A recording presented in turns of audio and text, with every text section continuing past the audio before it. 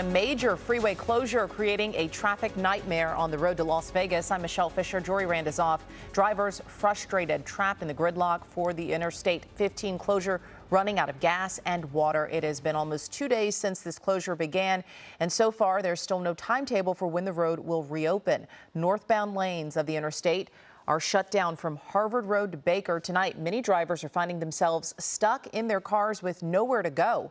Eyewitness News reporter Tim Caputo live at the California Highway Patrol office in Altadena with the latest on this closure. Tim?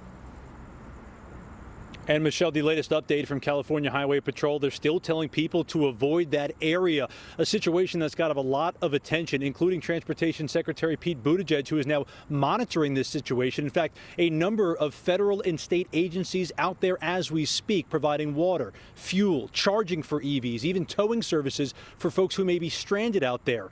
And that latest update from Highway Patrol, not a particularly great one. They just don't have a timeline when this will be resolved.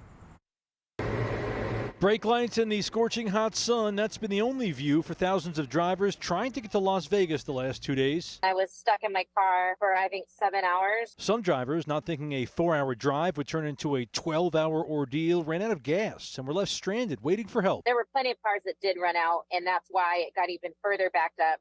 A couple big rigs ran out of gas. I-15 northbound near Baker has been closed since 6 a.m. Friday because this truck that was hauling 6 industrial-grade lithium-ion batteries overturned and those batteries caught fire. Concerns over potential explosions and dangerous fumes from the burning chemicals are still keeping northbound lanes closed 40 hours after the crash. We are providing atmospheric monitoring every other hour to continue to observe a downward trend. Some, like Conchetta Ellis and her entire band, who have a gig in Las Vegas tonight, left L.A. Friday thinking they'd get in early, but instead were parked on the freeway. My husband, he wanted to turn around on the freeway and drive all the way home. And I said, we just drove 4 hours this way. I'm not going to drive all the way home and get back on the road in the morning and do that same thing. They would have missed their show because it was just as slow today. Drivers seeking a detour on I-40 were also met by the bumper-to-bumper issues with the thousands of other people who had the same idea. This is a very long stretch, and there's nowhere to go. There's no rearing to the left or right. Yeah, no restroom, no food. The truck still hasn't been moved, but the fire has died down. That doesn't mean the threat is over. The batteries continue to smolder and they continue to off gas, and there is still a potential that they could reignite and a potential that if they do reignite, they could explode. Meaning another long evening in slow-moving traffic through areas with very spotty cell service. We thought, wow, what if someone really needs help? How are they going to get, we had no signal to even call 911 to say, hey, there's people stranded.